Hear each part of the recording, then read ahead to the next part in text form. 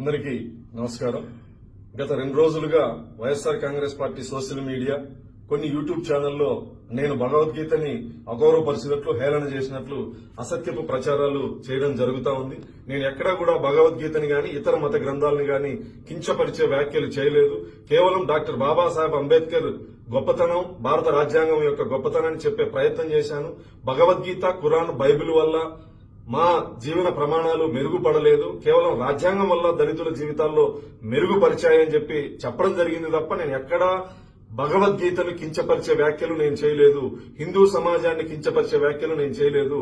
కేవలం ఆంధ్రప్రదేశ్ లో ప్రస్తుత పరిస్థితులు, తుఫాను ప్రభావిత ప్రాంతాల్లో గౌరవ ముఖ్యమంత్రి గారు చేస్తున్నటువంటి కార్యక్రమాలు, ప్రజలు హర్షం చేస్తున్నటువంటి పరిస్థితుల్లో కేవలం డైవర్షన్ కుట్రలో భాగంగా YSR Congress party social media చేస్తున్నటువంటి అసత్యపు ప్రచారం. నేను హిందువుని, దళితుణ్ణి. గౌరవ ముఖ్యమంత్రి గారు నాకు టీటీడీ పాలక మండలి సభ్యుడిగా అవకాశం ఇస్తే నా నియోజకవర్గంలో శ్రీనివాస్ కళ్యాణం నిర్వహించాలని చెప్పేసి 8 నెలల క్రితమే నేను లేఖ రాసిన వాడిని.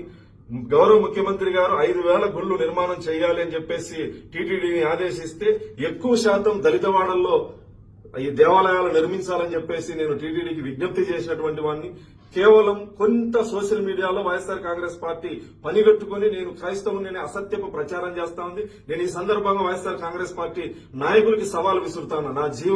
నేను పుట్టిన ఊరిని వెళ్లి మీరు విచారించుకోండి. మా తాతల కాలం నుంచి నేను హిందువుని, వెంకటేశ్వర స్వామి మీద భక్తి ఉన్నటువంటి వాడిని. మీ కరుణాకర్ రెడ్డి లాగా ఇంట్లో ఒక మత ఆచారాన్ని ఆచరించి, క్రైస్తవ మతాన్ని ఆచరించి పదవి కోసం బయట హిందువులా డ్రామాలు ఆడేటువంటి వ్యక్తిని కాదు. నేను హిందువుని, దళితుణ్ణి, వెంకటేశ్వర స్వామి మీద నమ్మకము, భక్తి ఉన్నటువంటి వాడిని. దయచేసి నా హిందూ సమాజం వైఎస్ఆర్ కాంగ్రెస్ పార్టీ చేసేటువంటి కుట్రలో భాగస్వామ్యం కావద్దని చెప్పేసి సందర్భంగా విజ్ఞప్తి చేస్తూ, భగవద్గీతను నేను కించపరిచానని మీ మనోభావాలు దెబ్బతింటే నేను ఒక హిందూ సోదరుడిగా నేను మిమ్మల్ని క్షమాపణ అడుగుతాను.